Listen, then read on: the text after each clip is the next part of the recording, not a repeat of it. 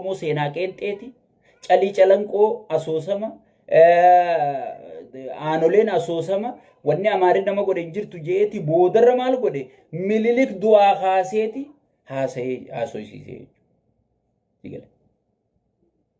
Yaa obboleeyyan kiyya mee wohuma isinirra raawwatame kana guyyuu isinumattiin himaa mee jala deemaa laalame.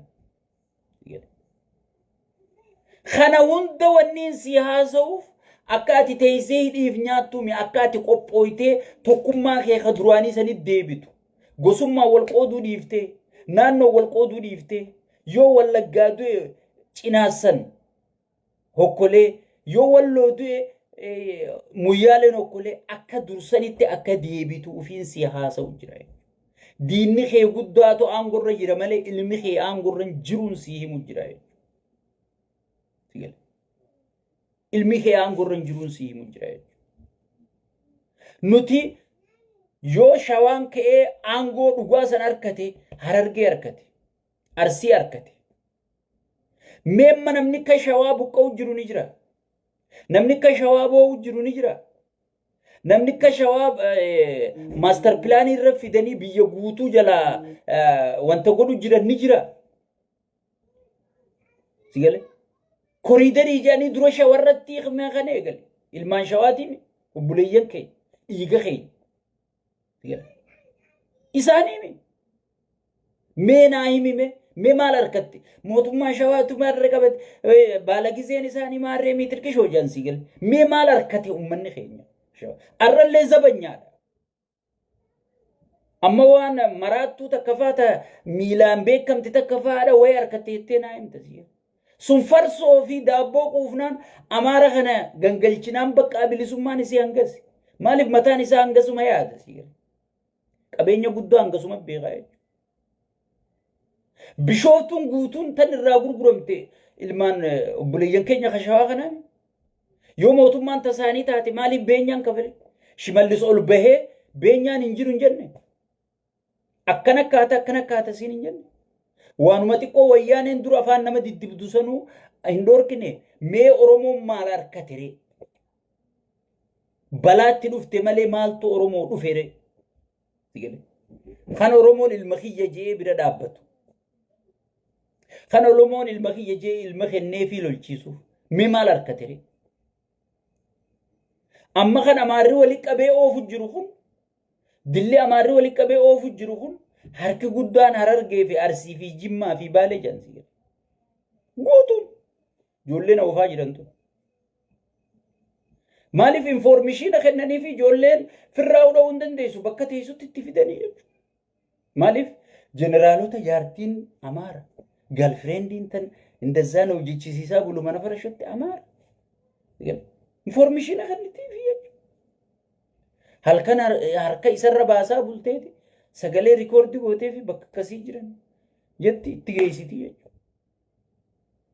Antana amma duran dubbadde longi taayimiin dubbadde.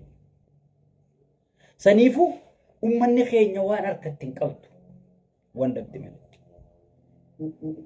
Amma ajandaa gartee way karaa maarree way karaa miitirqishoo way karaa galaanaa obboleessoo galaanni inni fiduu deemu wallaahi arraba kiyyarraa rifeensa buqqise. Galaanni inni fiduu deemu tokko hin jiru kijjibaadha. Laala amma uummanni keenya barateeti yoo namni walitti aboo abiyyi natti hin ta'in kaa waliin jaajanti. Uggii namni si sobee sikki jibimma guutuu Oromiyaa keessatti aboo abiyyi nutti hin ta'in kaa rabbi sodaadhu jedhan. Uummanni baree jira. Alhamdulillah rabbil alamin. Kaayyoon tiyya tana buufaa ta'uusaa baranii jiran. Galaanni inni fidu tokko hin jiru. Galaanni inni fiduu deemu tokko hin jiru jechuudha. Amma galaanarraa maalitti utaale nikuleera. Mee biyyi tun amma nikuleera barbaaddi. Biyya tana nikuleera barbaachisa moo hospitaalaa barbaachisa. Biyya tana karaa galaanaati moo karaa ispaaltii barbaachisa.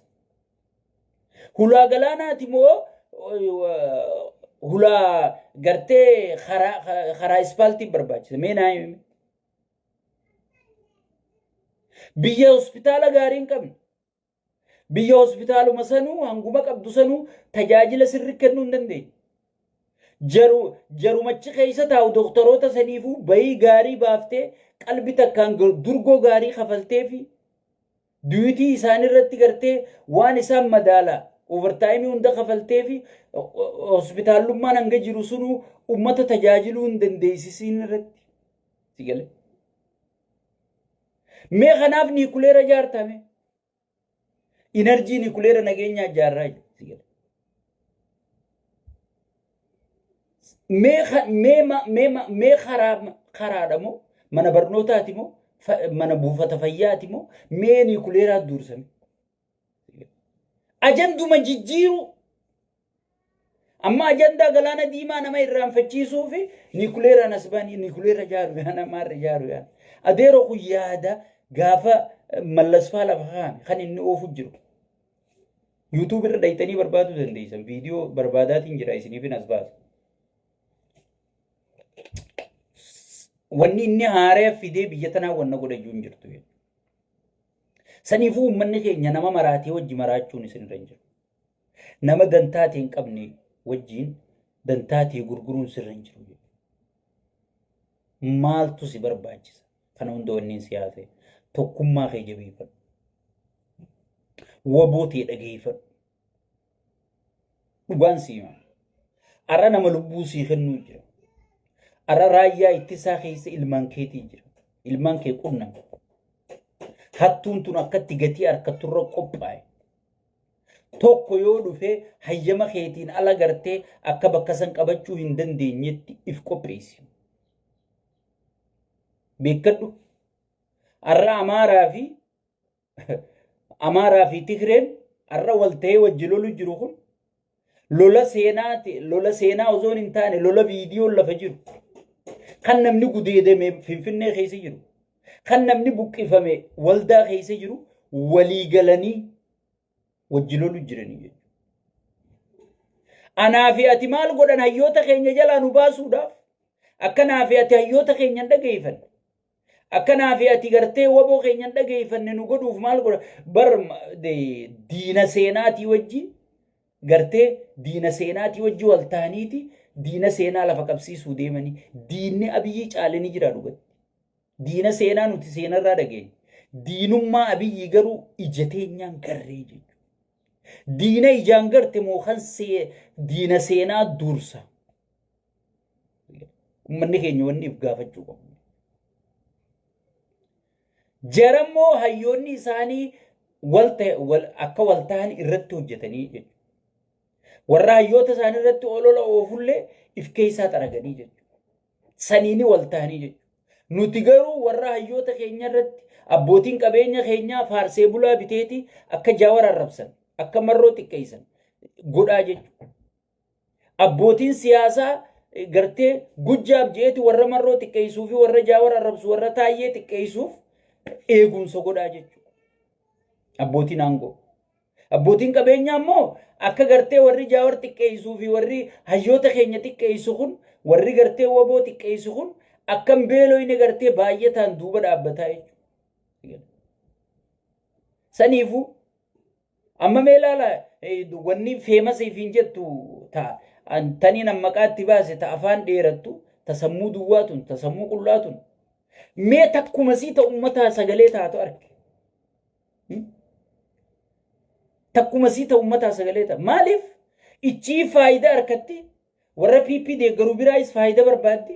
Warra gartee mootummaa mormuu biraayis faayidaa barbaaddi. Isiin faayidaa isii jiddu galeessa godhattee deemti jechuudha. Amma maal eegalannumaatu dur bar nafxanyaa fi Oromoo wajji taphachuu deemu jaawar afaan isaa galatoomanii hayyoonni keenya gabbeeti lakkii diinni keenya Abiyyi malee nafxanyaan diina keenyaa miti Amaarri diina keenya obboleeyyan keenyaa jennaan ta Amaaraatu lash taanaan amma maal godhan asab sababeeffataniiti eeltiraa wajji malee taphnin ta'u malaalami. Bar Oromoon nama waan wallaaltuu tana jalatti siistama si arkuu dadhabee bar. Meenaa himaami. Amma eeltiraa wajji maaliif asabii fi maarree galaana diimaa kana sheeyxaantichi dubbii oowwiseemi gartee warra asabii fi warra maarree jedhaniiti si gale. Kana iddutti kanaan geema taphachuu barbaadanii jechuudha. Sigale mee yaa saba koo dammaqaa.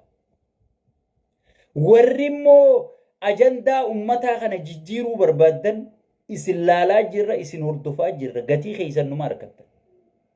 Guyya tokko warri har'a ummata keenyarra sagalee ta'u jirtan. Warri har'a warra ummata keenya fixu gartee faarsitanii ol baatanii gartee kanaa jecha nama arrabsaa jirtan.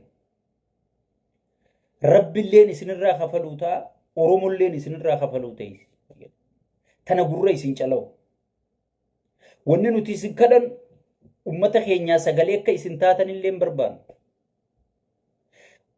Ajandaa ummata keenyaa jijjiiruudhaaf hin yaadina.